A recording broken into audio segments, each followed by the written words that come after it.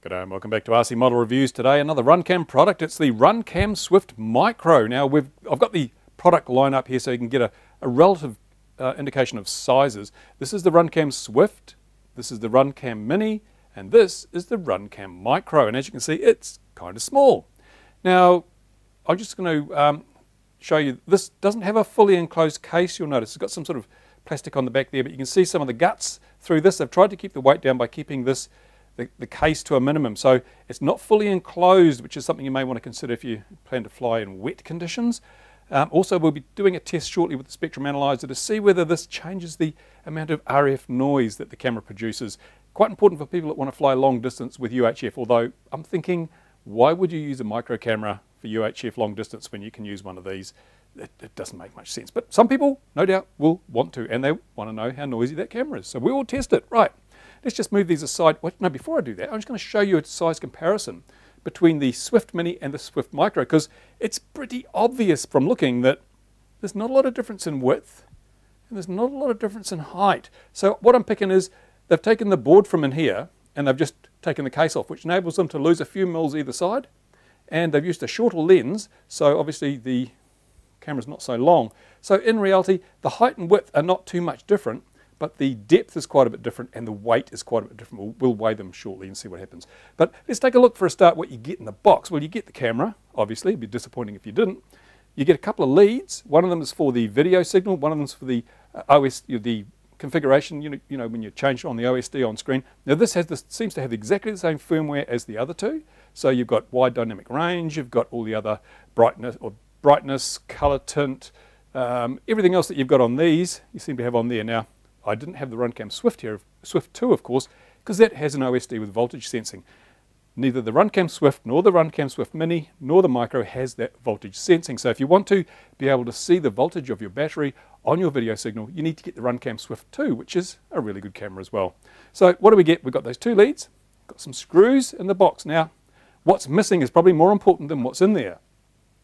What is obviously missing is there's no mounting brackets for this. So you're going to have to do your own, fold up a bit of metal or modify an existing bracket to mount. And of course it's got to be slightly narrower than this because this has got a case that doesn't. So the Runcam Mini brackets won't work properly with that. You're going to have to fart around and do that yourself. It's not hard. So that's one thing to consider. In fact, with something this small, you might just hot glue the damn thing. Who knows?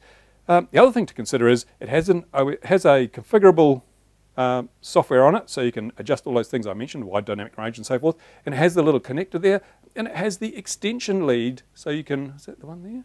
It's a two wire one. This one here, is that 3? No, it doesn't actually give you an extension lead for the, so these are both the same, are they? Because I've just opened the box here, you see it as soon as I do. These appear to be identical. No, they're not. Yes, they are. Yes, they are. I lied. So we've got two leads for video and power. Nothing for the OSD controls to set the camera's parameters. So if you're buying one of these, you'll have to use it straight out of the box. If you've already got a Runcam Swift Mini or Runcam Swift, then you will have one of these. So you don't get one of these with the Micro, which is a bit of a shame because most people will want to tweak the settings on their cameras, but out of the box, there's no dongle to change. There's no little joystick to change the settings. Unfortunate. So for people who already own one of these other cameras, not a problem, but if you're just going to buy from scratch your first Runcam product, you're probably going to be disappointed that you won't be able to change anything as you go out and buy one of these. They'll probably be selling these separately. It's a shame they don't bundle them, but of course then it wouldn't fit in the lovely cute little box. Never mind. So what we'll do now is we'll put the scales that don't show the blood on the bench, and we'll see how these compare weight-wise. Okay, here we go. Let's see what these things weigh in at, if I can get the scales to turn on. There we go. Let's start with the original Runcam Swift, the porkiest one of all, 13 grams. But that's still pretty light. 13 grams for the Runcam Swift. Swift Mini, it's not much lighter from memory. 12 grams. It's 1 gram lighter, so it's quite a bit smaller, but it's not much lighter. They've just squeezed everything into a smaller package, so there's still the same Runcam Swifty goodness in there. Now let's see what the Micro weighs, because that hopefully will be quite a bit lighter. 6 grams. It is half the weight of the Mini. So that's a significant weight reduction. Although the size reduction in terms of height and width isn't that great, the weight reduction is significant. 6 grams, not a lot of weight. If you're looking at a sub 250 gram quad or fixed wing, this is nothing. There's no weight in that thing. That's absolutely brilliant. I'm chuffed to bits with that. Okay, here's the very simple setup we've got for this. I've got a Quantum Elite, I think it is. Is it Quantum Elite? It is a Quantum Elite 200 milliwatt FPV transmitter here. This is my sort of universal test rig, and this here is a Runcam Eagle. I'll take that off. We'll try it with the Runcam Swift, and then we'll try it with the Micro Swift, and we'll just do a comparison between the two RF things. Now you notice here, I don't have an antenna on. I've got a dummy load. That's important because I'm just using this. It's simple because I can just plug a battery in. There's no battery. I don't want to have to butcher this lead just to do this, so I'm going to plug this in. Standardized connections on the Runcam's brilliant. So I can just unplug this like so, and I can plug it into my Runcam Micro or my Mini or my Swift. Brilliant. So I'll just be plugging that in there. Then we've got the spectrum analyzer over here.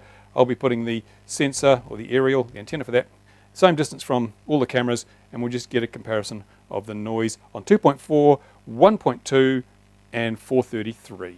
Right, first cable off the rank is the Runcam Swift. That's just the regular old Runcam Swift. And down here we're doing a full span on the spectrum analyzer. So this goes from virtually 0 up to 3.3 gigahertz. The natural noise, that's just a tendency of all the internal circuitry. You're always going to have a noise floor that isn't quite level. Let me see, what mode am I in here?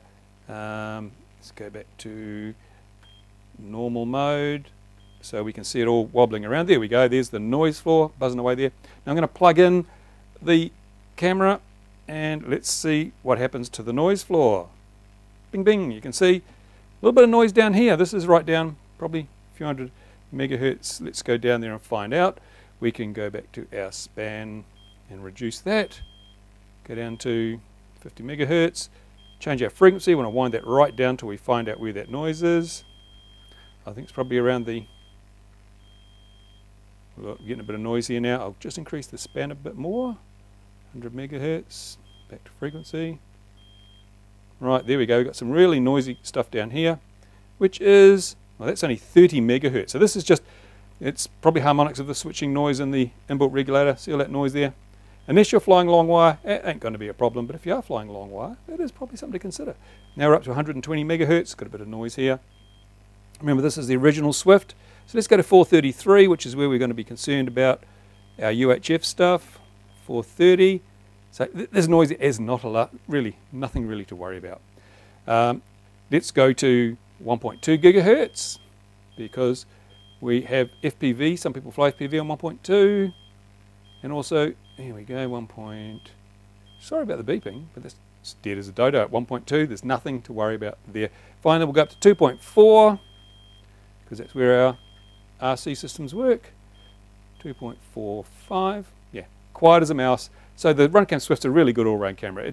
You know, I probably wouldn't want to use it on long wire, but who uses long wire? So there you go, it's all not too bad. Now let's change out our camera for the Runcam Swift Mini. Here we go, Runcam Micro, sitting in the same place as the other cameras. So we've got comparing apples with apples. Let me go down to the spectrum analyzer screen and I'll plug it in and we'll see what happens. Drum roll please, and ding, there we go. There is quite a bit more noise down here than there was with the other two. It's probably a function of that lack of shielding, but let's do the whole thing. Let's convert our span down to 100. Where are we? 100. What am I doing here? 200, 100. And we're currently on 433. Still quiet on 433. I'm happy with that. So that shielding hasn't played too much of a role there. Let's bung up our frequency to... Whoops, sorry. I've just pressed the wrong button. Let's go back to 100 megahertz of span. Frequency. Let's bung the frequency up to 1.2. Hard to read here without my glasses on. There we go. There's 1.2. There. Nothing. Still quiet. So that lack of shielding isn't really causing any problems. I'm pleased and somewhat surprised about that. Let's go up to 2.4. Where we have our RC gear. 2.45. Still quiet as. So yeah, okay. No worries. The lack of shielding around that board hasn't produced any significant issues. Great news. You can use this with your long-range gear. Thumbs up, Runcam. Okay, so there you have it, the Runcam Swift Micro, Mini, and, well, Runcam Swift, Mini, and Micro, and they all seem to perform pretty much the same in terms of the video signal, the RF output, the noise and so forth. But of course you want to see how this looks in the air, don't you? You don't want me just take my word for it. So let's throw it in a model and see what it looks like when we actually fly the damn thing. Bearing in mind this has a 2.1mm lens. Now I've got to find a model and put it in. What will I do? Stay tuned. Okay, unfortunately there are no observers around, so here's some footage, back at the truck footage. Now this is the Runcam Swift. I've set all these cameras up with the same settings. This is the regular standard Runcam Swift. There's probably a bit much contrast in this setting because I had used it for something else, but as you can see, no problems with the wide dynamic range. It's all looking pretty cool. Nice crisp picture, nice good colors. Very, very good. Next up we have the Runcam Swift Mini, and again, exactly the same settings. Contrast is perhaps a little high, but again, handles the brilliant daylight sun, really, really well. Vibrant colors, good resolution, a bit of flickering there because I had this through a RF link. I still had the dummy load on the transmitter, but yeah, nothing to grizzle about there. A really, really competent camera, well, as we'd expect to find from Runcam these days. This is the Runcam Swift Mini, and as I say, all the same setups, and again, well, it looks pretty good. Pretty good. I mean, you can see for yourself, it compares very nicely with the other two cameras. We've just tested the colors, everything, resolution, and wide dynamic range is working just fine and dandy. And for comparison, this is one of those cheap CMOS cameras on the Taro 130, and these are the best conditions for a CMOS, full sunlight. But as you can see, it does have darker darks when the sun's shining on. And notice how when I pan, you can tell the center of the lens has a different sort of strength to the edge of the lens. And it gives you kind of a fishbowl effect sometimes when you're flying around, especially when you're yawing. And quite a bit of lens flare there too, I noticed. So there we have it. There's the Runcam Swift Micro. I'm pretty impressed for the size of this camera. And the only area where I thought it may have let itself down was in the RF noise area, but it's fine. It's just fine and dandy. So, yep, I'll be putting this into a model and flying it fairly shortly. So stay tuned for that raw footage from the Runcam Swift Micro. It's a good family of cameras they got here. And don't forget also that they've got the Runcam Eagle, which is probably still the best light handling of any camera on the market. If you really want to fly in difficult light conditions, that's the way to go. Latency, these are all about the same, around about 20 to 25 milliseconds, which is more than good enough for mini quad racing, all sorts of things like that. You won't notice the latency, trust me, you will not notice the latency because they're CCD. There you go. Now if you've got questions, comments, put them in the usual place. I will do my best to answer them. And I read all the comments that are posted, so anything to say, stick it there. And in the meantime, stay tuned for the flight video from this. And I don't know when these are shipping. This is a pre-release sample, so they'll be shipping fairly soon. But I'm going to try it on a multi-rotor and on a fixed wing because, as I mentioned in a previous video, sub 250. I'm going to do a bit of a focus on sub 250. So I'm going to do a sub 250 FPV model at a foam board using this camera, and we'll see how light we can get it and how well it flies. That's a project coming up real soon because the weather's crapping out here. Time to do a lot of building. Thanks for watching. Bye for now.